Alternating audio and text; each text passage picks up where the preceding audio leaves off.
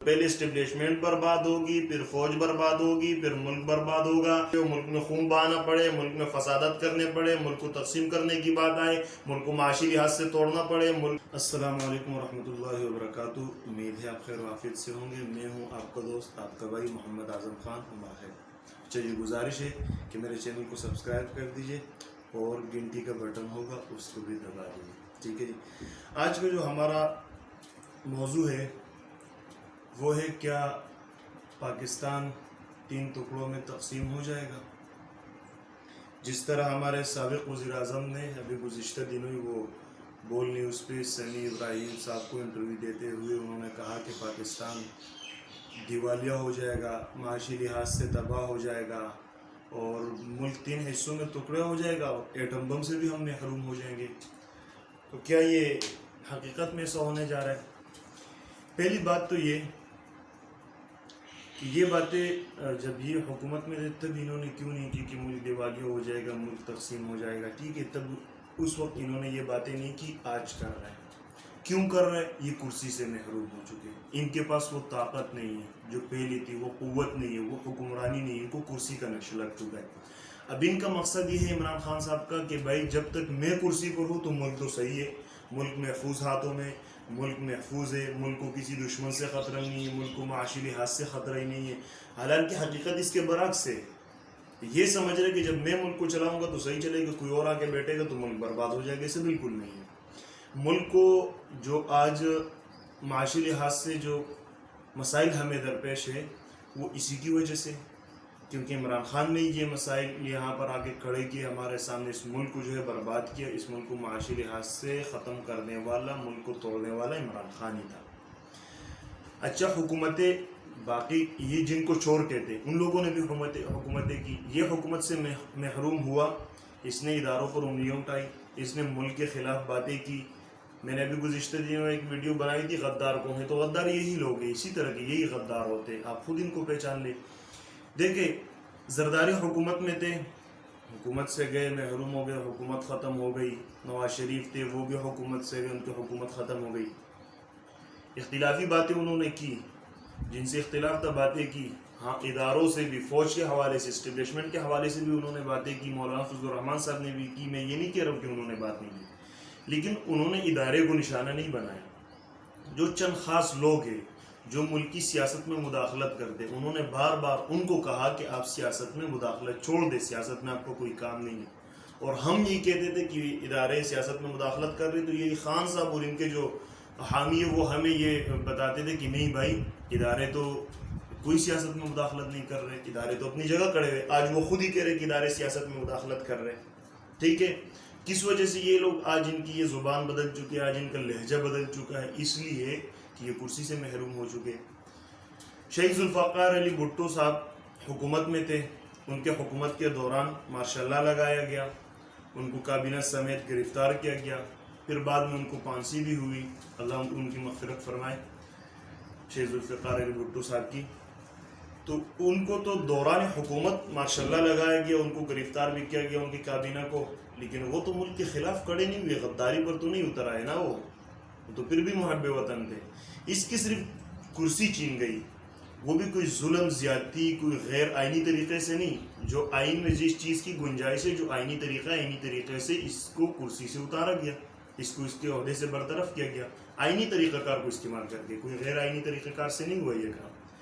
پھر بھی اس کو یہ چیز راس نہیں آئی اور یہ چاہتا ہے کہ نہیں بھائی کرسی تو میں نہیں ملنی ہے، یہ قابض ہونا چاہتے ہیں کرسی پہ۔ نواز شریف، زرداری، ان لوگوں کو عمران خان کے دور حکومت میں اس نے الزامات لگائے، ان کو کھینچا، کچھ ثابت ہوا نہیں ہوا وہ تو الگ بات ہے، لیکن ان کو عدالتوں میں لے کر آئے، ان پر مقدمات چلائے گئے، وہ تو ملک کے خلاف کھڑے نہیں ہوئے۔ انہوں نے تو اس طرح کا لہجہ استعمال نہیں کیا، جو اس طرح کی باتیں نہیں کی جس طرح یہ کر رہے ہیں۔ ملک کے خلاف وہ لوگ کھڑے نہیں ہوئے۔ سب سے اختلاف، اپنا سیاسی اختلاف جو تھا وہ رکھا، سب سے رکھا، لیکن ملک کے خلاف وہ کھڑے نہیں ہوئے۔ آج عمران خان ملک کے خلاف کھڑا ہو گیا، کہتے ہیں کہ ملک 3 حصوں میں تقسیم ہو جائے گا، ملک ہم ایٹم بم سے محروم ہو جائیں گے۔ جس ایٹم بم کو شہید ذوالفقار علی بھٹو نے جس پر کام شروع کیا، اور وہ نواز شریف کے دور حکومت میں آ کر نواز شریف نے اس ایٹمی دھماکے کروائے، تب ہمارا ملک جا کر ایٹمی طاقت بنا، آج یہ اس ایٹم بم کی بات کر رہے ہیں کہ وہ ختم ہو جائے گا، وہ ہم سے چھین لیا جائے گا. اور پھر کہتے ہیں کہ بھائی پاکستان 3 حصوں میں تقسیم ہو جائے گا. کیسے ہوگا؟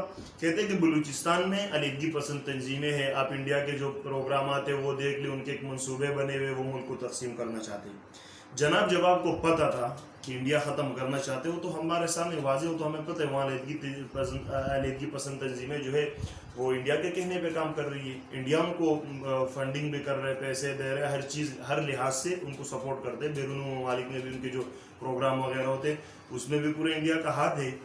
تو آپ کو جب یہ سب چیز پتہ تھی، آپ نے اپنے دور حکومت میں اس کو روکنے کی کوشش کیوں نہیں کی؟ آپ نے ان انڈیا کے اس منصوبوں کو ناکام بنانے کی کوشش کیوں نہیں کی؟ کیونکہ آپ کو ملک کی پرواہ نہیں ہے. بقول سلیم صافی صاحب کے کہ اس شخص کی دنیا اپنی ذات سے شروع ہوتی ہے اور اپنے ذات پر ہی ختم ہوتی ہے، نہ اس کو ملک کی فکر، نہ قوم کی فکر، نہ اپنے قریبی دوستوں کی فکر. یہ بات بالکل درست فرمائی ہے سلیم صاحب نے. تو جناب جب آپ کو پتہ تھا، آپ ان علیحدگی پسند تنظیموں کو روکنے کی کوشش کرتے، آپ کچھ ایسے اقدامات اٹھاتے کہ یہ علیحدگی پسند تنظیمیں ختم ہو جاتی، ملک ٹوٹنے کی طرف نہ جاتا، تقسیم ہونے کی طرف نہ جاتا. اور الحمدللہ ہمارا ملک تقسیم ہونے نہیں جا رہا. کوئی ایسی ڈر والی بات نہیں ہے. یہ صرف اپنے کرسی کے نشے میں آ کر یہی کر رہا ہے، نشے حکمرانی اس کو چڑھ چکا ہے کہ بس صرف میں حکمران ہوں، کوئی اور نہ ہو. تو یہ ان چیزوں کی طرف جا چکا ہے. اور کہتا ہے کہ اگر اسٹیبلشمنٹ نے درست فیصلے نہ لیے تو اسٹیبلشمنٹ بھی تباہ ہو جائے گی اور فوج بھی تباہ ہو جائے گی. اور اس کا سب سے بڑا نقصان ملک کو ہوگا، پھر ملک تقسیم ہوگا. اسٹیبلشمنٹ نے اگر درست فیصلے نہ کیے تو پہلے اسٹیبلشمنٹ برباد ہوگی، پھر فوج برباد ہوگی، پھر ملک برباد ہوگا. اتنی مضبوط فوج بھی پاکستان کو بچا نہیں سکتی. یہ کہہ رہے ہیں. اچھا، درست فیصلے اسٹیبلشمنٹ کو کیسے کرنے چاہیے؟ اس سے مطلب کیا ان کا؟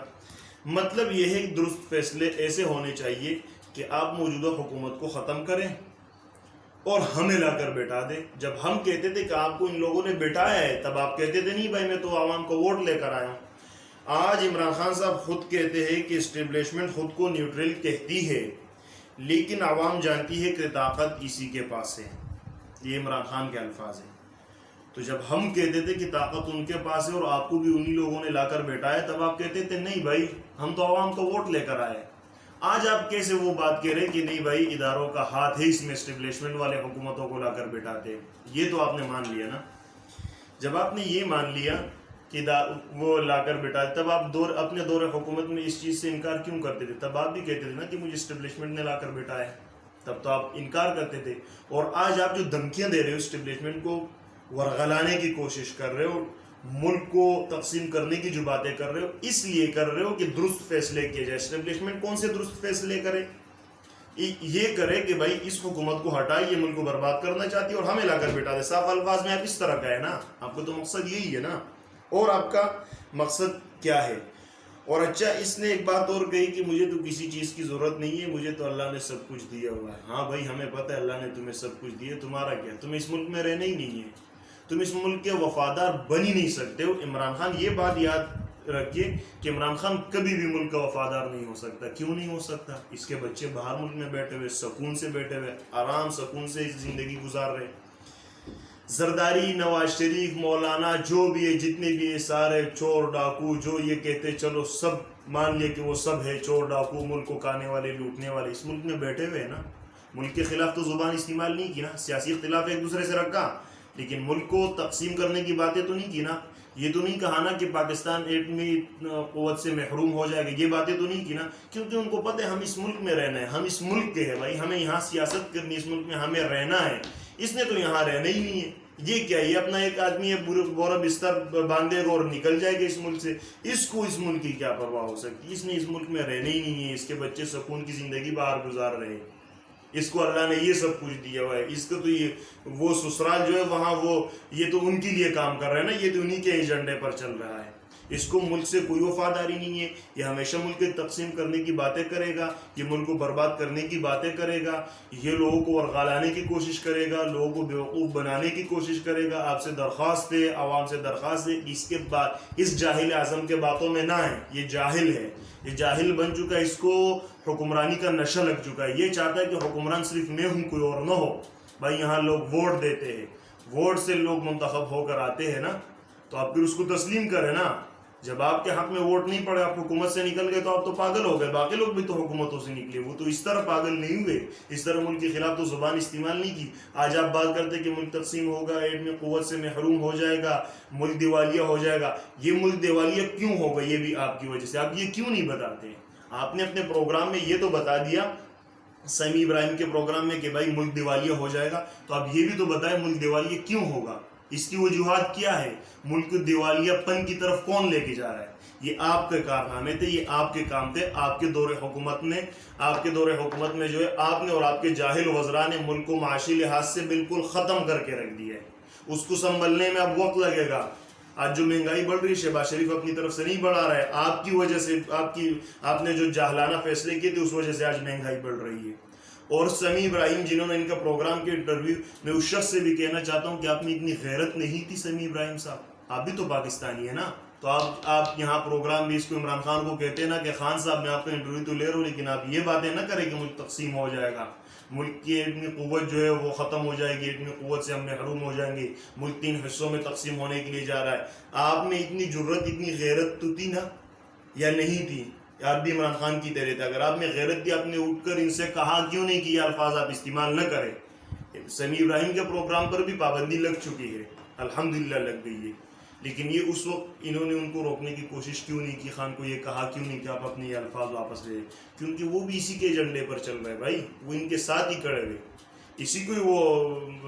اسی کی حمایت کر رہے ہیں، عمران خان کی حمایت میں لگے ہوئے. وہ لوگ، ان کو ملک سے کوئی وفاداری نہیں، یہ ملک کو تقسیم کرنے میں لگے. ان کو صرف حکمرانی چاہیے، وہ کسی بھی طریقے سے ہو، وہ جائز طریقے سے ہو، ناجائز طریقے سے ہو، ملک میں خون بہانا پڑے، ملک میں فسادات کرنے پڑے، ملک کو تقسیم کرنے کی بات آئے، ملک کو معاشی لحاظ سے توڑنا پڑے، ملک کو ایٹم بم سے محروم کروانا پڑے، ملک میں علیحدگی پسند تنظیموں کی باتیں ہو، ملک میں انڈیا کے منصوبے کے حوالے سے باتیں ہو کہ انڈیا کے منصوبے یہاں چل رہے، ملک کو تقسیم کریں گے، یہ ہر چیز کا سہارا لیں گے. بس صرف ان کو حکمرانی چاہیے اور کچھ نہیں.